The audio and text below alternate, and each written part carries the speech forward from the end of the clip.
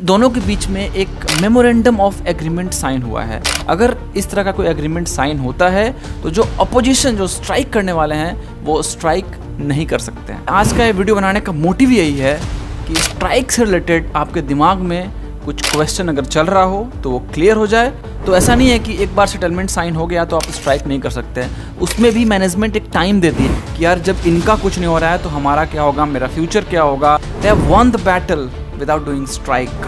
So hello guys, welcome back to the channel. Myself Rajiv Ranjan and you're watching The Aviation Mind. Previous video में मैं आपको बताया था कि AIESL के टेक्नीशियंस 23 अप्रैल 2024 को ऑल ओवर इंडिया में स्ट्राइक करने वाले थे। तो वो टॉप 5 रीजन्स भी डिस्कस किया था कि आखिर वो क्यों स्ट्राइक करने जा रहे थे। बट आज अगर मैं ये कहूँ कि अब 23 अप्रैल को स्ट्राइक नहीं होगा या यूँ कहें कि स्ट्राइक ही नहीं होगा, तो आप में से बहुत सारे लोग ये बोलेंगे कि आखिर स्ट्राइक क्यों नहीं हुआ। क्या AIAMEU वाले डर गए, क्या AIESL के टेक्नीशियंस डर गए, और न जाने कैसे कैसे बातें होंगी। सो इसलिए आज का ये वीडियो बनाने का मोटिव यही है कि स्ट्राइक से रिलेटेड आपके दिमाग में कुछ क्वेश्चन अगर चल रहा हो तो वो क्लियर हो जाए, कोई भी डाउट ना रहे। और जब से मैं AIESL का टेक्नीशियन वाला वीडियो मैं आपको दिया हूँ यूट्यूब पे, तो उस टाइम से जो भी फ्रेशर्स हैं, जो भी एमी कोर्स ज्वाइन करना चाहते हैं या ऑलरेडी ज्वाइन कर चुके हैं, वो काफ़ी डिमोटिवेट हो गए थे कि यार जब इनका कुछ नहीं हो रहा है तो हमारा क्या होगा, मेरा फ्यूचर क्या होगा, क्या हमें भी अपने हक के लिए इस तरह से स्ट्राइक करना पड़ेगा, क्या हमें भी अपने हक के लिए इतना लड़ना पड़ेगा। इंस्टाग्राम पे बहुत सारे DMs आ रहे थे कि भाई क्या करूँ, एविएशन ज्वाइन करूँ या ड्रॉप कर दूँ, क्या करूँ क्या नहीं करूँ। तो आप में से जो भी फ्रेशर्स मेरा फर्स्ट वीडियो को देख कर डिमोटिवेट हो चुके हो या जो भी एविएशन में ऑलरेडी ज्वाइन कर चुके हो वो अगर डिमोटिवेट हो चुके हो, तो आज का ये वीडियो स्टार्टिंग टू एंड जरूर देखिएगा।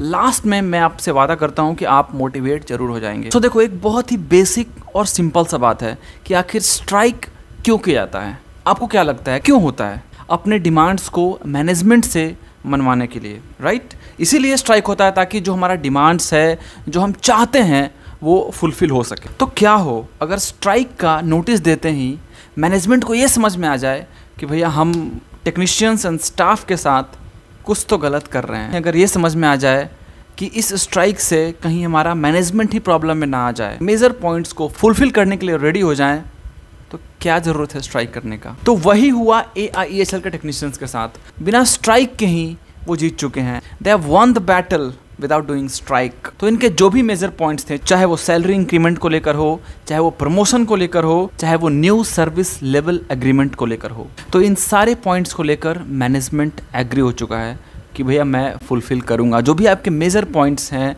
जो भी जेन्युइन पॉइंट्स हैं, वो मैं फुलफिल करने के लिए रेडी हूँ। तो इसी को लेकर all India aircraft maintenance engineering union and AIESL के मैनेजमेंट के बीच 12 अप्रैल 2024 को मेमोरेंडम ऑफ सेटलमेंट साइन हो चुका है। यानी कि अब AIESL के टेक्नीशियंस स्ट्राइक नहीं कर सकते इन सब मुद्दों पे। जो भी इनके पॉइंट्स थे, जो भी चाहते थे कि इस पॉइंट में चेंज किया जाए, इस पॉइंट को लागू किया जाए, उन सब मुद्दों पे अब AIESL का टेक्नीशियन स्ट्राइक नहीं कर सकते, क्योंकि दोनों के बीच में एक मेमोरेंडम ऑफ एग्रीमेंट साइन हुआ है। अगर इस तरह का कोई एग्रीमेंट साइन होता है तो जो अपोजिशन जो स्ट्राइक करने वाले हैं वो स्ट्राइक नहीं कर सकते हैं। तो यहाँ भी एक कंडीशन है, आखिर स्ट्राइक कब तक नहीं कर सकते हैं।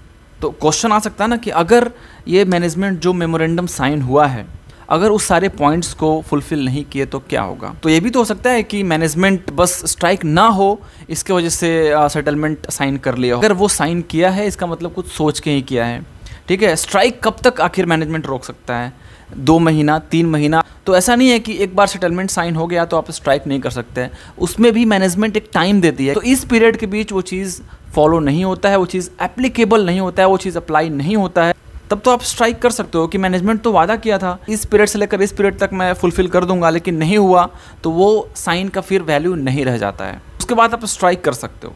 तो इस तरह के अगर केसेस होते हैं कि कोई नोटिस दिया स्ट्राइक करने के लिए और स्ट्राइक नहीं करना पड़ रहा है, जो मैनेजमेंट है वो मान जाती है और सेटलमेंट ऑफ मेमोरेंडम साइन कर लेती है, तो ये जो मेमोरेंडम ऑफ सेटलमेंट साइन हुआ है वो अंडर इंडस्ट्रियल डिस्प्यूट एक्ट 1947 के अंडर साइन हुआ है। तो मैं आपको वो 3 पॉइंट बता देता हूँ जिसके बेसिस पे AIESL के मैनेजमेंट एंड AIAMEU और एयरक्राफ्ट टेक्नीशियंस के बीच मेमोरेंडम ऑफ सेटलमेंट साइन हुआ है। तो पहला पॉइंट, AIAMEU अब स्ट्राइक नहीं करेंगे। Second point, fitment of pay as per new salary structure, जो कि 24/11/2023 को AIESL में लागू किया गया था, और ये सैलरी स्ट्रक्चर उस टाइम पे FTs के लिए एप्लीकेबल नहीं किया गया था।